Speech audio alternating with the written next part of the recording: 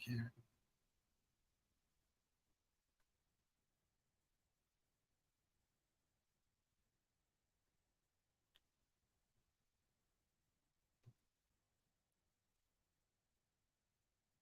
Okay, good afternoon, everyone.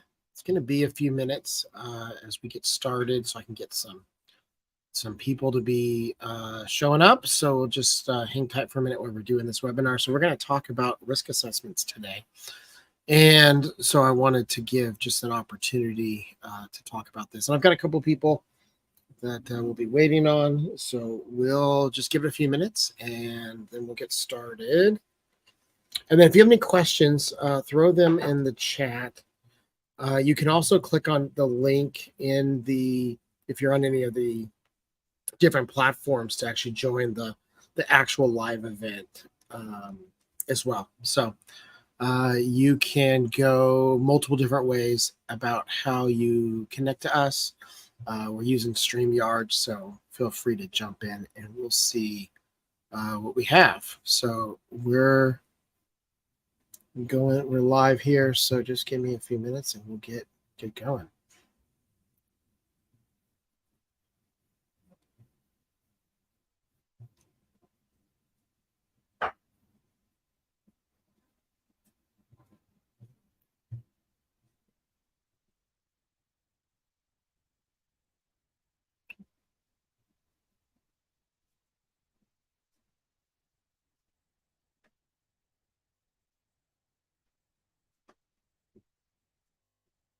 Looks like Facebook's having some issues. Excuse me. Okay.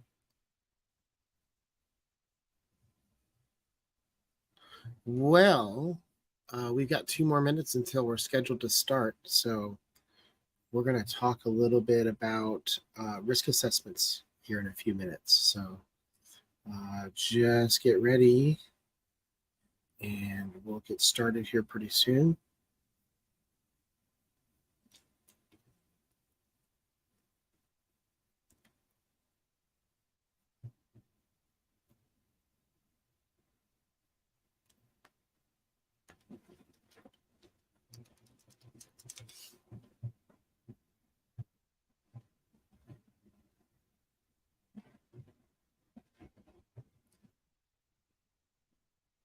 And then if you're on LinkedIn, I'm watching comments, so I'll try to get things going as we're talking here. So just hang tight.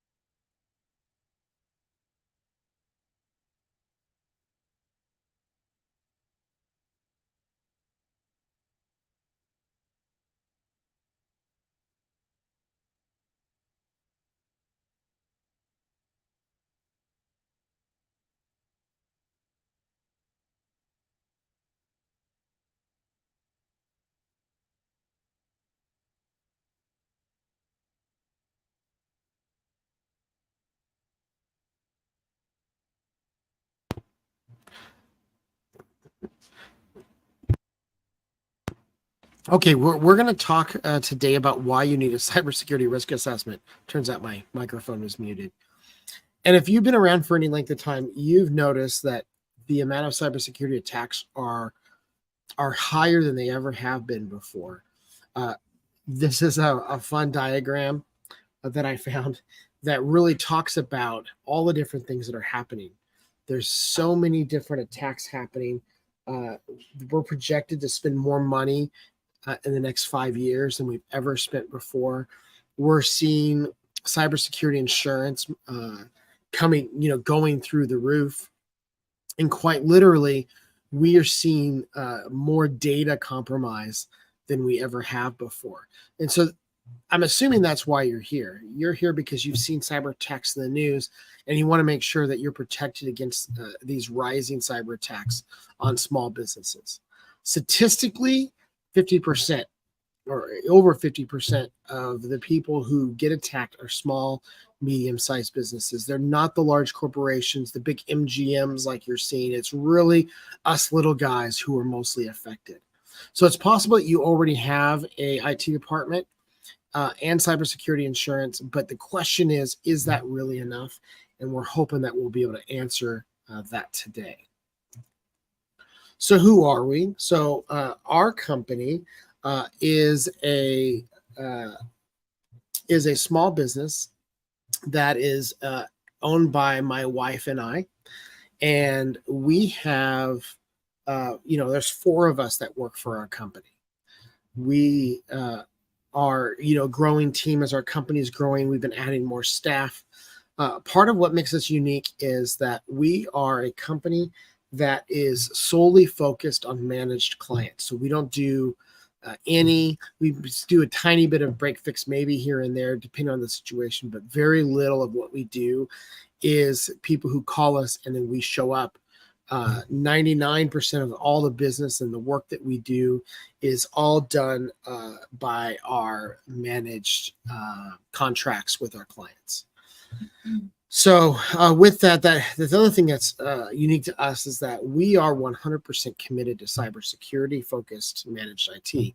So you might hear a term, MSSP, a managed service or security or managed security service provider. That's really what our company is focused on, and we're 100% focused on trying to get infrastructure in place for our current and future clients to help them just navigate this crazy world that we're experiencing with cybersecurity attacks. So the agenda today, what we're going to talk about is we're going to talk about what is a cybersecurity risk assessment, why your company needs one now, and we're going to talk about some timelines, what to expect, how long does it take to get the process done, and then we're going to talk about the next step to your business to help you get covered and mitigate any cybersecurity risk that you might have. So you might ask yourself, well, why should I listen to these guys? So here's a couple examples, just even within my circle of just people I've known, clients that I've met.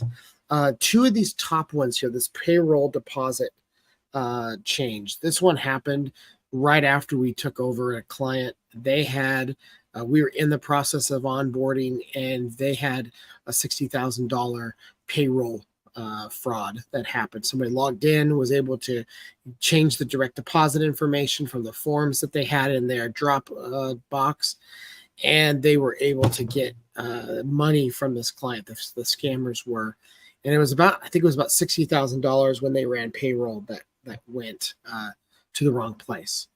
I also had another client who we had just also in the process of onboarding, and right in the middle of that, they had a $100,000. It was basically a payroll, not a payroll, but a invoice scam. So basically, somebody sent an email off to a customer of theirs through their email, looked like them, and said, "Hey, we're changing our banking information. Send your next invoice to here." And so the next time that person ran it, which was a really big invoice for them, it went to the wrong place. And in that case, that money was just gone. And so they had to try to claim that with their insurance company. We've also seen email compromises. So we, even with all of our cybersecurity tools, had somebody who gave away her two-factor. Her password got compromised because she fell for a phishing scam. And because of the cyber tools that we have in place, we caught that issue really, really quick, and we were able to mitigate it before too much damage was done. And so, for what we can tell, we've not seen any issues or any damage that's caused as of today. We also had a company that we had moved them off of an exchange server, and literally right after we finished, somebody started trying to run scripts on it to get access to it.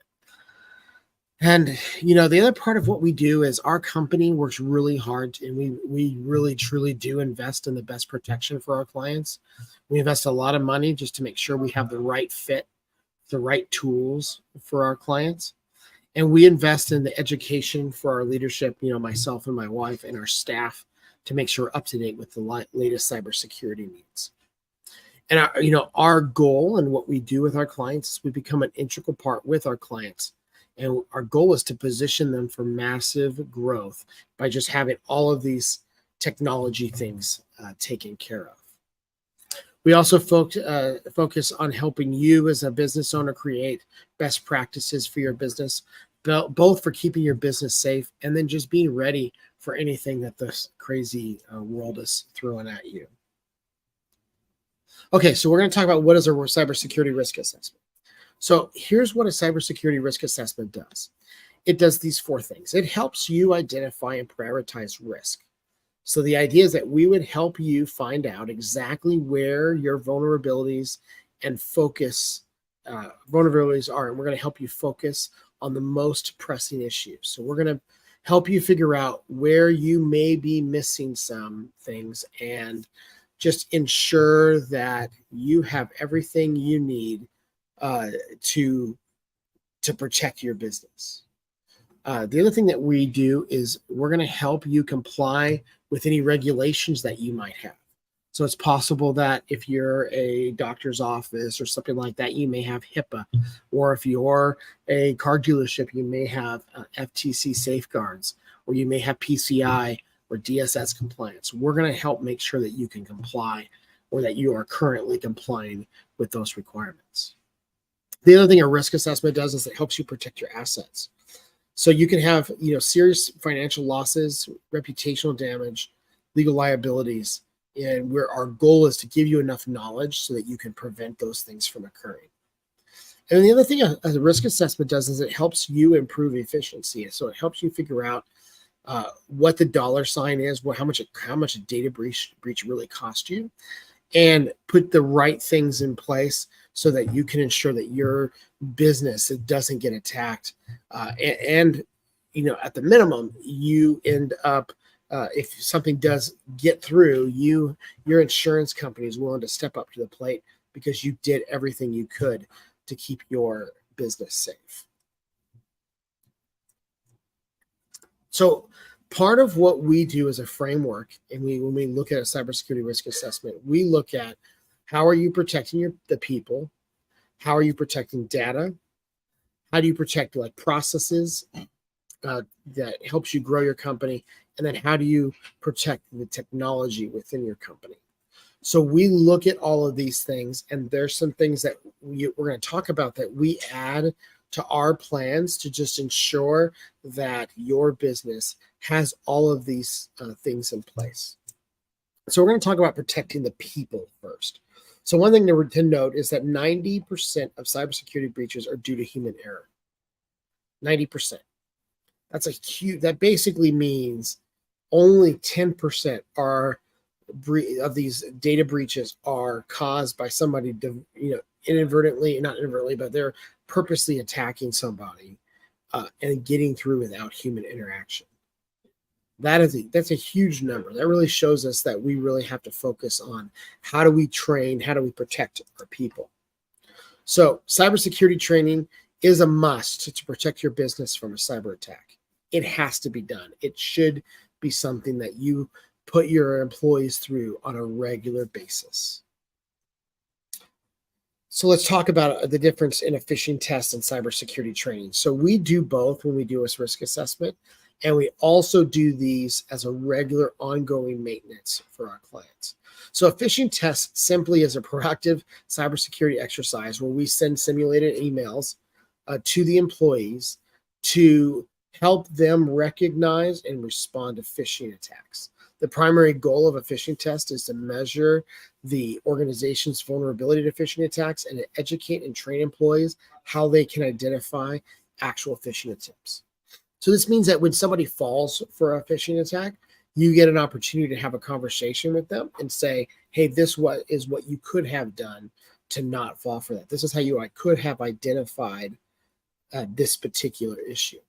The other thing that it means is that you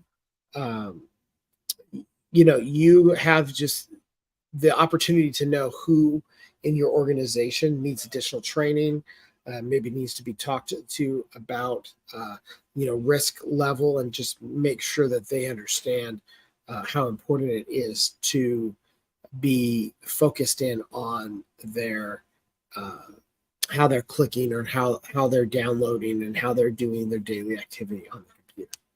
And then we've got cybersecurity training. So cybersecurity training and phishing tests go hand in hand, but cybersecurity training really refers to educating and training individuals about practices, techniques to protect computers, networks, programs, and all of their infrastructure. The important thing to realize with that is we want to be doing training hand in hand with phishing tests. So we want to be doing training on a regular basis, not just to the people who fail, but to everyone should be going through that training on a regular basis.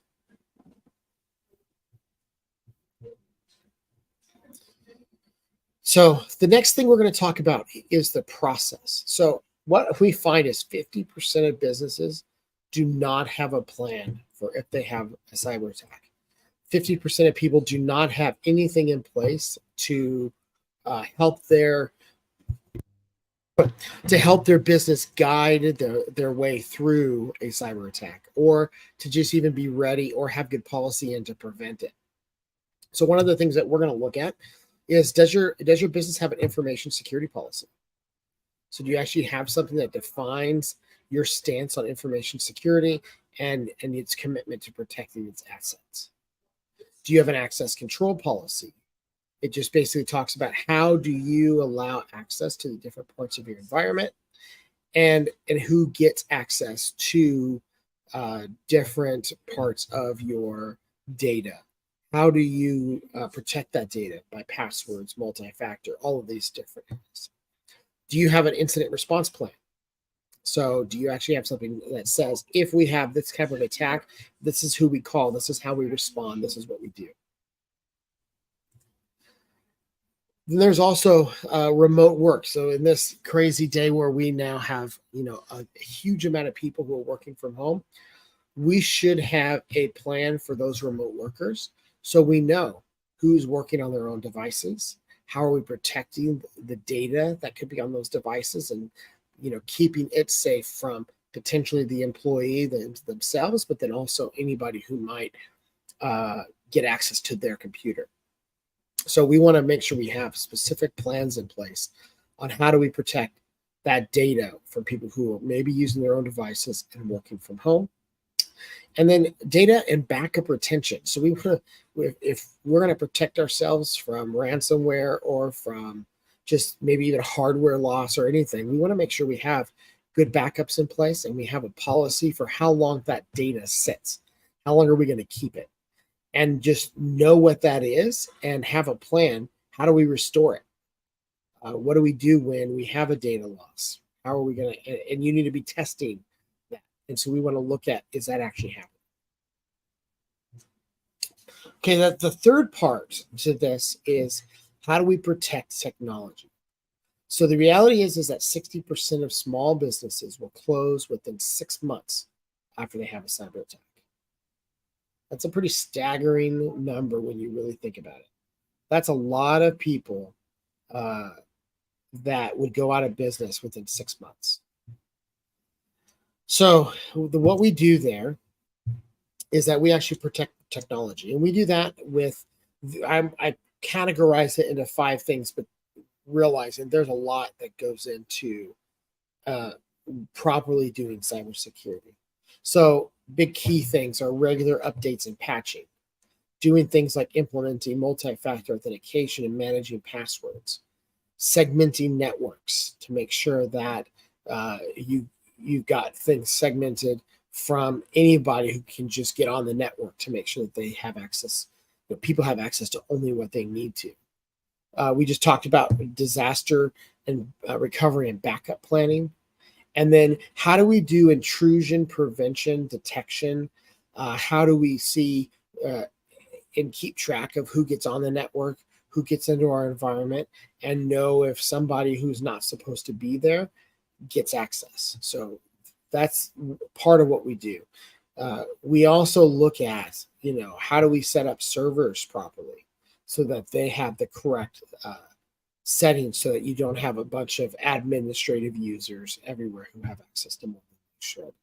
So this is just five things that we would look at when we're doing a risk assessment. And so the question is, do you have any of these things that you guys need to work on? I think it's amazing how many people we see today, for example, that still don't have implemented multi-factor across their whole organization when they should. Okay. So the next thing is we're going to talk about protecting the data. So here's a really good example of this. MGM reports that their computers are back online after 10 days of having ransomware. Now, we also know that in the same city, there was another casino that lost, and basically both have said they don't even know how much data is gone, but they've lost a ton of data. But the other part of this that's important to realize is that they were losing $8 million a day, possibly in this disaster, 80 million just in revenue that they didn't get from being down. That's a huge staggering number. And then you have to really think about just the fact that people have the data from these companies or from these customers, and we don't even know the full story about who, how much data is out there.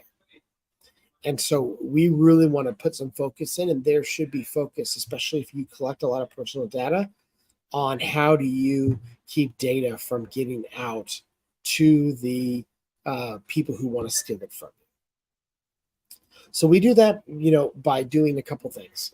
We implement strong access control. So we would look at this when we're looking at your risk assessment. Do you have any access controls in? Do you have user authorization, role-based access? So saying if certain jobs can access certain information, are those controls audited? Do you encrypt sensitive data? So just make sure that if you have sensitive data that's on your machines, that it is encrypted so that if somebody tries to get and steal that information, regardless of what kind of access they have, they can't just steal it. And you want to look at whether it's at rest, so when it's stored, whether it's on servers, databases, or other devices.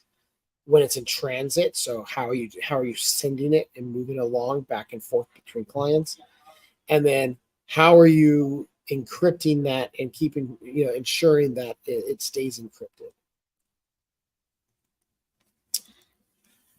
So these are kind of just the segments, the 4 ways in which we look, some of what we do, and we look at risk assessments. And so the reality is that to do a really good risk assessment, it takes about 30 days. And so the way we do that is we would have a strategy, cyber strategy session with you. We would then put together the risk assessment and plan that out and come on site and run scanning tools to look for vulnerabilities, to do some phishing tests, to do some scans of your network and sit down with you and figure out your infrastructure and present our findings, and then we would come up with a course of action.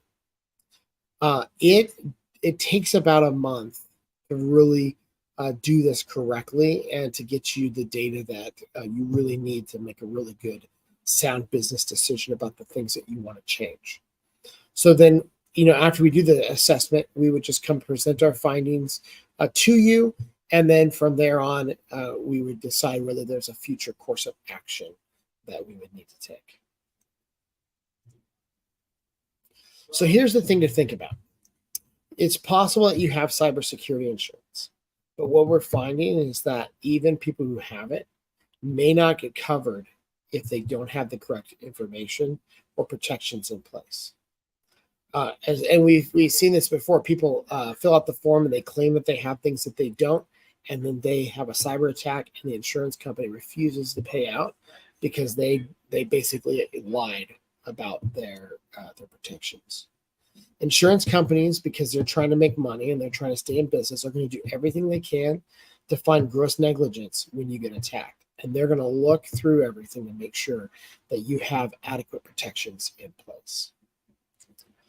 The other thing that we hear a lot is, well, I already have an IT department and we've got that handled. And what we find is that many IT managers, especially in small business, don't have the experience or the resources to put in adequate protection. I always hear even IT company or IT guys complaining that they try to get that information or those things pushed through, and the business doesn't want to spend the money.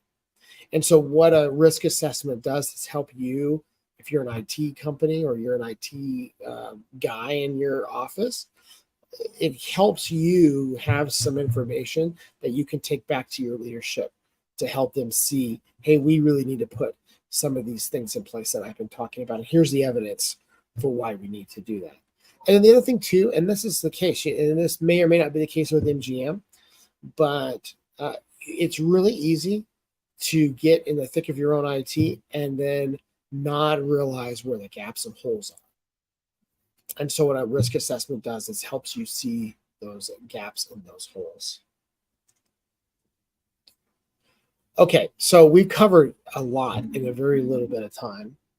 And really what we want to talk about is, where do you go from here? So what is it that you do for this next step? So you can try to do all this stuff on your own, or you can work with a company like ours, and we can make sure that we have everything covered for you. And just to help you make sure you have all the things in place, we can do a risk assessment to give you all the data that you need to just see where your business sits today. So you can try it, but there's IT and cybersecurity has become so complex that it's really hard for the average person to just jump in and be able to figure it out on their own. So one of the things that you can do is, like we just talked about, you can work with a company like ours, and our company can help your business by, putting in a proactive cybersecurity management plan. Our goal is to, go beyond just protection, but to also offer you tools to help you grow your business. But we really look at cybersecurity as a partnership. And it's something that working with us is where we are involved with helping you grow your business, helping you protect your business, helping you make decisions. So what you get is a business partner when you're working with us. You're not just getting a tech support team. You're getting somebody and a team of people, myself and others, to help you make really good, sound business decisions about how you're doing IT management.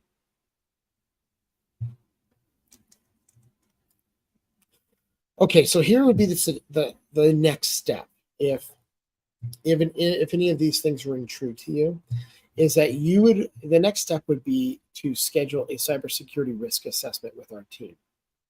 We have a link, QR code that you can scan here, and this will actually get you a direct appointment with me. You can also go to cybersecuritystrategysession.com, and we're in that meeting. We're going to talk to you about your current IT setup. We're going to give you some quick action steps for how we can help you protect your business. And then we would then in that meeting see if there's a next step for us to work together potentially. So this has been a very quick webinar this today. And so if you have any questions at all, feel free to drop a note in the comments. If you want to hear something else, or you want to talk about a different topic in the future, definitely please reach out, and I would be happy to just schedule some time with you. Feel free to click on that QR code or use that QR code and scan that if you'd like to chat some more. With that, have a great day.